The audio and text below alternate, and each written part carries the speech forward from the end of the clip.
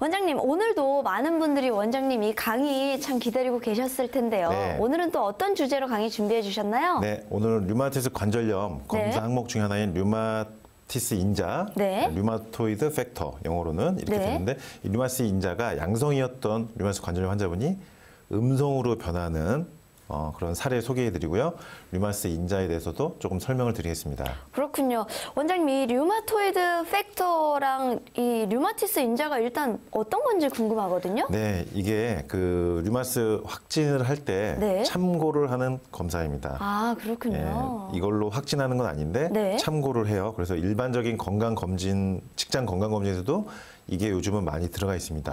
거기에 이제 RF라고 써 있어요. 네. 줄여서 대문자로 RF 이렇게 써 있는데 아, 네. 그게 류마티스 인자 검사거든요. 그렇군요. 예, 일종의 항체예요. 항체. 우리 몸에서 생기는 자가 항체인데 이게 음성이냐 양성이냐를 보는 것입니다. 네. 근데 류마티스 관절염 환자분들 중에서 70에서 80%는 이게 양성이 나오고요. 아, 네. 20, 30%는 음성인데도 류마티스 관절염이 될 수가 있어요. 아, 정말요? 예, 그러다 보니까 류마티스 인자가 양성이라고 해서 류마티스 관절염이다 이렇게 볼 수는 없고요. 그러니까 이런 경우 이제 건강검진을 했는데 질문이 많이 들어오거든요, 저한테. 류마티스 인자가 양성이 나왔다. 직장 건강검진을 네. 했는데 그럼 저는 류마티스입니까? 라고 저에게 네. 개인적으로나 이메일로나 아니면 홈페이지를 통해서 질문이 많이 들어와요. 네. 굉장히 많이 들어온 질문인데 류마티스 인자가 양성이라고 해서 류마티스 관절염은 아니라는 거죠. 왜? 70% 정도만 해당되거든요. 그렇군요. 류마티스 관절염 환자에서. 그러니까 그 점을 주의해야 돼요. 류마티스 관절염 환자분들이 모두 류마티스 인자가 양성인 것은 아니다라는 것이 중요합니다. 100% 양성은 아닌 거네요. 그렇죠. 그러니까요.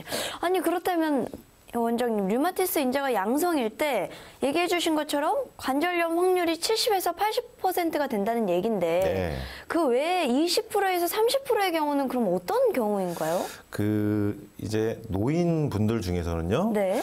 아무런 질환이 없이 건강한 분인데도 이제 연령대가 높아지면서 류마티스 인자가 양성으로 변하는 경우가 있어요. 그러니까 우리 몸에 없던 항체가 생긴 거예요. 네. 그러니까 10에서 30%는 노인 연령층에서 류마티스 인자가 양성으로 나온 경우도 있다. 그렇군요. 멀쩡하게 건강하신 분인데. 네. 그리고 백신 접종하거나 수혈한 다음에도 류마티스 인자가 양성으로 나타나는 경우도 있고요. 네. 그리고 류마티스 관절 말고 루푸스나 쇼그렌 같은 다른 자가 면역 질환도 류마티스 인자가 양성이 나올 수가 있고 바이러스나 어떤 간염, 어떤 암, 매독 혈액 이런 말라리아 같은 어떤 감염성 질환 이런 거에 걸렸을 때도 류마티스 인자가 양성으로 나타날 수 있기 때문에 여러 가지 가능성을 두고서 류마티스 인자는 참고를 하는 것입니다. 70%의 가능성을 가지고. 그렇군요. 예.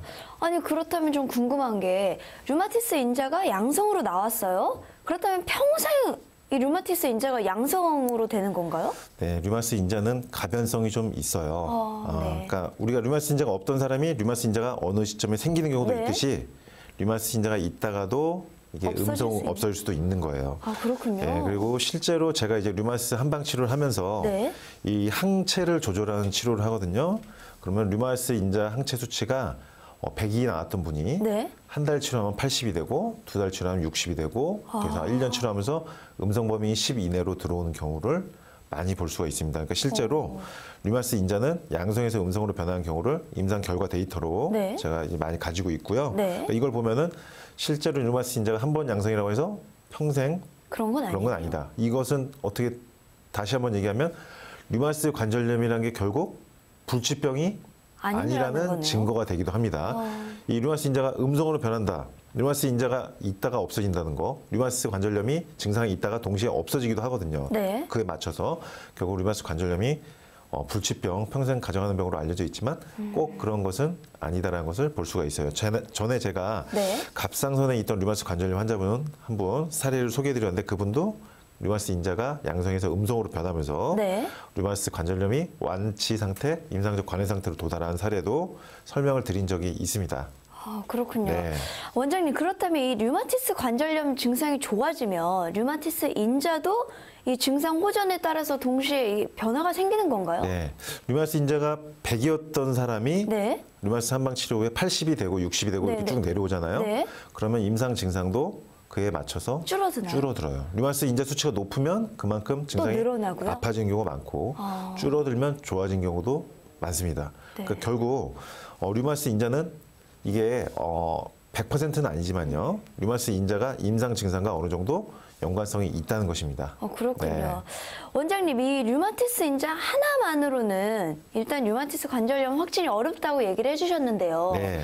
그렇다면 이 류마티스 관절염을 확실하게 좀 진단할 수 있는 방법이 있을까요? 예, 70%의 확률이라고 말씀드렸잖아요. 네. 류마티스 인자는. 근데 90% 이상의 확률을 가진 항목이 있어요. 그건 뭐죠? 예, 그것을 항 CCP 항체라고 해요. 항 CCP 항체요? 예, 이것은 일반 건강 검진에는 없습니다. 아, 그렇군요. 이거는 정밀 세부 검사를 추가로 해야 돼요. 아, 저도 보지 못한 것 네. 같아요. 건강 검진에서 류마티스 인자가 만약에 양성으로 나왔다. 네. 그러면 좀 더 정밀 검사를 해보기 위해서 이 항 CCP 항체를 하게 됩니다. 그렇군요. 항 시트룰린 단백 항체 검사인데 네. 안티 CCP 안티바디를 줄여서 항이 안티고요. 네. CCP 안티바디가 항체. 그래서 항 CCP 항체입니다. 제가 확실히 모르는 예. 눈으로 하고 있으니까 풀어주셨네요. 예. 감사합니다. 이게 줄여서 그냥 항 CCP 항체 이렇게 이해를 해주시면 되고요. 그렇군요. 류마티스 관절염의 예민도와 특이도가 높은 검사다. 네. 그래서 류마티스 인자에 비해서 훨씬 더 유용하고 확진에 필요한 지표이고 네. 만약에 염증 수치가 증가돼 있고 항 CCP 항체가 양성으로 나오면 류마티스 관절염의 가능성이 굉장히 높아지고요. 그렇군요. 그리고 이 항 CCP 항체는 양성으로 나오면 앞으로 류마티스 관절염이 점점 더 심해질 가능성이 많고 앞으로 류마티스 관절염이 나타날 가능성이 매우 높다는 증거가 되겠습니다. 그렇군요. 네, 그래서 최근에 이제 발표된 논문에 의하면요. 네. 이 류마티스 관절염 환자분들은 이 항 CCP 항체가 약 95%에서 검출이 된다. 아까 류마티스 인자는 70%였죠? 네. 요거는 95%니까 거의 100%에 가깝기 때문에. 그러네요. 확실하네요, 거의. 네, 그래서 거의 이것으로 확진을 한다고 보면 됩니다. 네. 네. 원장님 얘기를 듣다 보니까 이 류마티스 진단을 할 때는 다른 거보다는 류마티스 인자와 항 CCP 항체 요거를 딱 기억을 하면 될 것 같거든요. 네. 두 가지를 좀 함께 체크하는 게 아무래도 좋겠죠? 네. 그래서 보통 이제 제가 류마티스 한방 치료를 환자분들 해드릴 때도 네. 염증 수치를 일단 체크하면서요. 네. 또는 이제 백혈구나 간, 신장, 소변 관련 기본 검사들 하면서 이 두 가지를 꼭 체크를 해야 돼요. 그렇군요. 류마티스 인자와 항 CCP 항체를 체크하는 것입니다. 아까 류마티스 인자가 높아지면 류마티스 관절염도 아파질 가능성이 많다 말씀드렸죠. 네. 항 CCP 항체도 마찬가지예요. 항 CCP 항체도 숫자가 높아지면요, 류마티스 관절염 증상이 심해질 가능성이 많아지고 항 CCP 항체도 내려가면 증상이 거의 안 아파지겠네요. 네, 안 아프실 가능성이 많습니다. 그래서 이것은요, 현대의학 쪽에서는요, 네. 항 CCP 항체는 류마티스 인자를 중요시 여기질 않아요. 왜냐면은 이것을 낮추는 어떤 명확한 방법이 나와 있질 않거든요. 그렇군요. 근데 한의학 치료의 어떤 뛰어난 부분, 독보적인 부분이 여기에 있습니다. 항체를 조절해서 이 항체를 수치를 낮추는 네. 또는 음성으로 바꾸는 결과가 나온다는 거예요. 그렇군요. 이거는 어떻게 보면 되게 굉장히 놀라운 어떤 그러네요. 결과인데 항체를 조절한다는 것은 한의학 치료를 통해서 이게 가능하다는 거죠. 예. 굉장히 신기한 일을 경험할 수 있겠다 이런 네. 생각이 드는데요. 원장님, 그렇다면 이번에 소개해 주실 분도 류마티스 관절염 환자분인데 이 류마티스 인자가 높게 나온 환자분이었던 건가요? 네. 가장 또 최근에 한번 치료가 이제 종료가 된 네. 류마티스 관절염 30대 여성 환자분인데요. 네. 이분이 류마티스 인자가 높았고 네. 류마티스 관절염 통증이 나타나서 한방 치료를 전 시작해서 류마티스 인자가 음성으로 호전된 사례입니다. 그렇군요. 네. 음성으로 됐다는 얘기가 참 좋네요. 네. 확실히. 원장님이 오늘 사례 이 30대 여성분이 그렇다면 어떤 상황이었고 또 원장님께 어떤 한방 치료를 받은지도 좀 궁금하거든요. 네, 그러니까 작년이죠. 2015년도 초에 네. 이제 류마티스 관절염 진단을 받고 저를 찾아오신 분인데 네. 손가락 관절이 아파서 병원에 가서 검사를 했는데 류마티스 인자가 76으로 나온 것입니다. 류마티스 인자는 병원에 따라 좀 다른데 네. 15 이하여야 하거나 네. 20 이하여야 합니다. 그렇군요. 그러니까 15 이하거나 20 이하가 정상인데 네. 이분은 76이니까 약 3.5배 정도 훨씬 높네요. 또는 4배 정도 높게 나온 거죠. 네네. 그래서 이 류마티스 인자가 높아지면서 손가락 관절이 아파지면서 류마티스 관절염이 시작된 것이죠. 그렇군요. 네. 아니, 그렇다면 이 여성분의 경우는 이 류마티스가 시작이 되면서부터 그 시작을 한방 치료를 같이 병행을 하신 건가요? 예. 그러니까 이분 같은 경우는 대부분의 경우랑 좀 틀려요. 네, 그러네요. 예, 왜냐면은 대부분의 류마티스 관절염 환자분들은 저를 찾아오실 때 3년 이상, 맞아요. 5년 이상 류마티스 약물 복용하다가 찾아오신 경우가 많거든요. 네. 그러면 치료를 어떻게 하냐면 약을 이제 끊어가면서 치료를 하는 것입니다. 네네. 근데 이분 같은 경우는 진단 받자마자 류마티스 인자가 높다는 것을 진단받고 류마티스 관절염 확진 받자마자 저를 찾아오셔서 그러니까 류마티스 양약을 복용하기 전에 그냥 오신 거예요? 그래서 한방 치료를 시작하면서 류마티스 인자 항체 조절하는 한약을 복용하면서 네. 식이요법, 류마티스 식이요법 하면서 치료를 시작한 거예요. 그러니까 이분 같은 경우는 양약을 끊는 과정이 없었죠. 예, 네. 그래서 다른 분들보다 좀 더 네. 빠른 속도로 치료가 되어갔고 그리고 류마티스 인자를 이제 줄이는 치료를 하면서 네. 이제 검사를 합니다 중간에. 그러니까 제가 하는 류마티스 한방 치료의 이제 특징은 치료는 한방적인 한약이나 어떤 식이요법이나 침이나 이런 걸 하지만 치료에 대한 평가는 혈액 검사를 하는 거예요. 그러니까 치료는 한방으로 하지만 검사는 객관적으로 혈액 검사로 그 평가를 하는 것입니다. 아, 그렇군요. 그래서 일반적으로 한의사들이 맥을 보면서 맥이 좋아졌다, 나빠졌다 이렇게 평가하는 게 아니고 네. 제가 진료하는 방식은 혈액 검사로 환자분도 그리고 누가 제3자가 봤을 때 다른 의료인이 봤을 때도 객관적으로 인정할 수 있는 혈액 검사 결과 변화를 가지고 평가를 하는 건데 이분 같은 경우는 76에서 류마티스 인자가 시작됐는데 네. 그 다음에 30으로 대폭 줄었고요. 확 줄었네요. 예, 그 다음부터는 이제 27로 내려오고 그 다음에 20.8, 오. 그 다음에 2016년도 가장 최근에 2016년도 10월 달에 이제 음성 범위로 결국 들어오게 된 것입니다. 그렇군요. 그러니까 양성이었던 류마티스 인자가요, 3배, 4배 올라갔던 게 네. 1년여 정도 치료하니까 류마티스 항체 조절하는 한약 복용하면서 식이요법 철저히 하니까 항체가 생겼던 게 없어진 거예요. 이 얘기는 우리 몸에서 면역 체계가 좋아졌다는 얘기예요. 아, 그렇군요. 류마티스 인자가 양성으로 나오던 검출되던 몸이 네. 음성이 된 거예요. 이건 검사상으로 봤을 때 누가 봐도 좋아진 걸로 확인할 수가 그러네요. 있죠. 왜냐하면 네. 피검사상 양성이던 게 음성이었으니까. 맞아요. 우리가 간염 같은 경우도 항체가 있다 없다로 어떤 기준을 삼잖아요. 네. 마찬가지예요. 류마티스 인자도 양성이었던 게 음성으로 되면은 몸이 어떻게든 변화가 된 거고 좋아진 거고 제가 아까 말씀드린 것처럼 류마티스 인자가 좋아지면 관절은 당연히 안 아파집니다. 네, 그렇겠죠. 예, 염증 수치도 정상이 되는 거고요. 그러니까 이분도 1년여간의 치료를 통해서 한방 치료를 통해서 류마티스 인자가 정상으로 회복된 어떻게 보면 굉장히 기적적인 사례이기도 합니다. 그러네요. 예.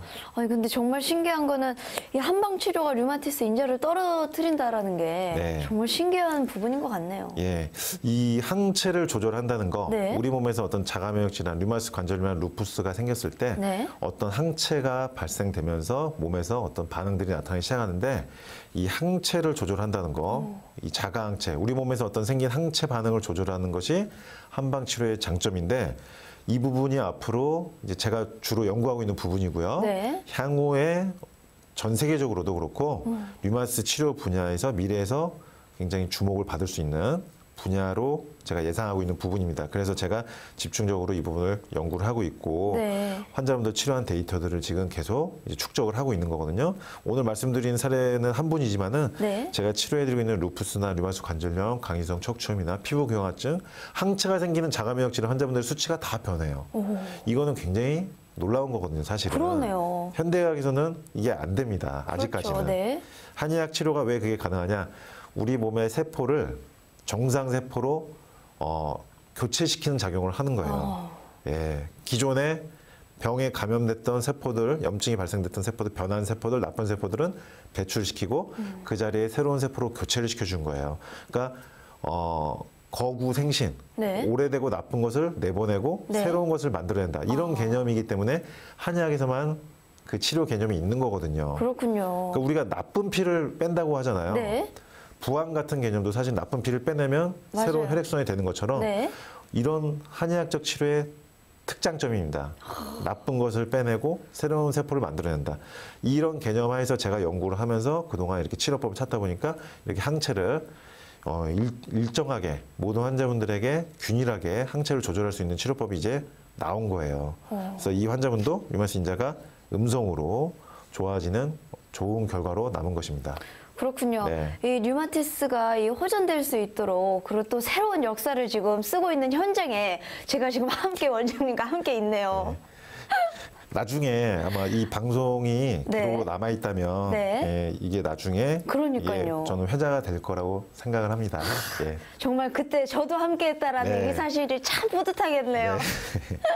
그렇군요. 아, 오늘 방송 함께해주신 분들 중에요. 이 류마티스 관절염으로 고생을 하시거나 또 그것 때문에 걱정을 하고 있던 분들은 참 많이 도움이 되셨을 것 같은데요. 강의 함께 하시면서 궁금한 점이 있으시거나 평소에 또 건강에 관해서 물어보고